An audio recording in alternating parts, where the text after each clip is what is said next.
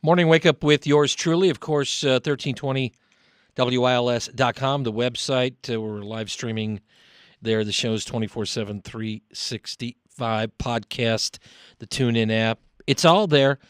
Some mornings, on the show, I seem to go. I get like Dave's talking a mile a minute. He's all excited, checking on traffic, weather, a guest, all at the same time, multitasking, multi-layering. Coffee has something to do with that. I'm not going to lie. It's I love it here in the morning. I've had a good dose before we hit the airwaves bright and early, and I think coffee's terrific. However, I do know that too much of it is not a good thing, and I have to dial back sometimes on caffeine. But you know what? Overall, I think it's pretty much a wonder elixir for some people, and others seem to be sensitive to it. It's no good for them at all. Maybe they're right to stay away, but there are studies out there. In fact, another study now that says people who drink 3 to 5 cups of coffee per day have a 15% lower risk of premature mortality compared to people who don't drink coffee. Well, that's pretty good news. This is coming from nutrition researcher Walter Willett at the Harvard School of Public Health. Well, is this real science? It said Harvard. It's got to be real science, right? At the very least, it's interesting. Dr. Russell Skinner, he's a medical expert joining us this morning. We've had him on the show before, and he's always willing to talk about interesting topics like this that really hit home, especially with caffeine and coffee. Good morning, Dr. Skinner. Good morning. How are you? I'm doing good, and I'm fully caffeinated right now. There's my mea culpa. So, but it's not because I love coffee, and but some people overdo it. True. True. Definitely some people can overdo it. If they're sensitive to caffeine, for instance, they can really make them not feel well. And so there are people out there really do need to be careful about how much they consume. I've heard before about people who are almost allergic to caffeine, like their body could, even the little bit that's in decaffeinated colas or coffee, they can detect it and it tends to wig them out. Have you heard about that too? Yes. Some people are very, very sensitive to caffeine, and so they do need to be very cautious about caffeinated beverages, whether it's soda, coffee, or tea. For the rest of us, it seems to work better than toothpicks at propping our eyelids open. It gets us feeling, there's an alertness level, and I'm sure, now as a doctor, I am sure that coffee has been a regular accoutrement for physicians working the overnight ER shift and whatever for many, many decades now. True? Absolutely is. So doctors themselves know that there's some upside to this, but does any of this surprise you? Because we see these studies, and there's always a yin and yang. One study will say this, the other will refute it. It just depends on the sample size and the kind of testing they were doing. This seems fairly legit. Are you buying into it? The benefits actually are statistically significant. They weren't huge, but they're there, and they are significant. 15% reduction is significant.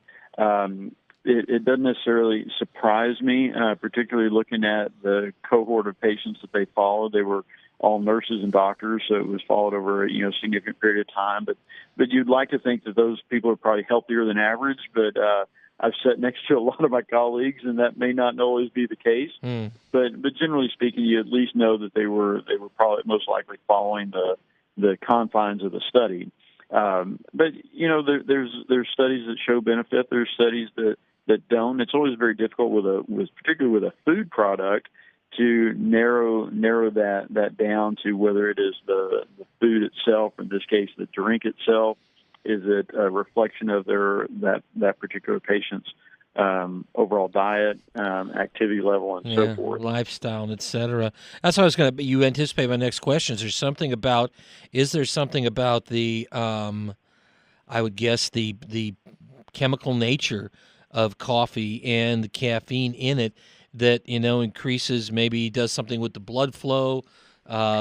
Just there's a positive aspect to that. I know you can go too far with that, but there's a positive aspect there that just kind of gets the juices flowing, and that's a part of what helps with our mental state. True, and they didn't actually look at the caffeine versus non-caffeine part, and they did have groups that were decaf drinkers and regular coffee drinkers, and they did show similar benefit. So it's not related to the caffeine.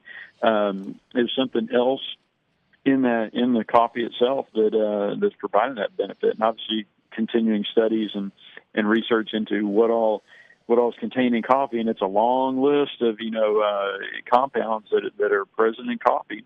Whether or not they're able to elucidate, is it one or is it the combination that provides those benefits? 400 milligrams of caffeine can interfere with sleep. That's kind of the magic number out there. If you consume more than that, how many cups would any idea, doctor, what that would be? It varies from coffee to coffee as to what its content. For instance, they actually had a quote in here. See if I can pull it so I don't misquote it. Yeah. Looking at a cup of Starbucks could range anywhere from, on a 16-ounce cup, from 250 milligrams to 500 milligrams of caffeine. And that's a big swing. Mm-hmm. So it does depend on the type of coffee that you're drinking, and that probably also goes to brand and type of bean. That can vary significantly, and you don't want to overdo that because it can impair sleep, which is not good for our health. It can make people jittery or nervous or anxious, and that doesn't make people more productive during the day. So if someone's very sensitive to that, they know that if I drink more than, I don't think they should be looking at this study and saying that well, it said 3 to 5, so I'll just push it till I hit my 3 cups so I can get that benefit, even though there's other aspects of that make me feel bad. That's definitely not something that I would advise anyone do. Dr. Russell Skinner here. Well, Doc, I'm on the early shift, so I know that there's a certain point in the day where that's it for the coffee. No more coffee, and from this point, because otherwise I'm not going to get any sleep. And then when I try to double down with more in the morning, that's when we have we call the wig out factor. Yeah, you just kind of end up chasing your tail. That's right. Yeah, you chase your tail, and then the worst part, your tail chases you. And when that happens, it's all over but the cry. It's bad when that happens. But the good news is here, this study says that, and at least looking at doctors and nurses who have their fair share, there's no, and God love them, that coffee here can add a little longevity, and if you enjoy it too and combine that, you've got a good, healthy lifestyle. Hey, don't stop and continue to enjoy it. It's out there and certainly well loved. Dr. Russell Skinner, thanks for joining us. Appreciate it. You're welcome. Thank you. Bye-bye. More coming up here. Morning wake up. I'm going to have another cup, and it'll be good. I promise you. 1320. This is WILS.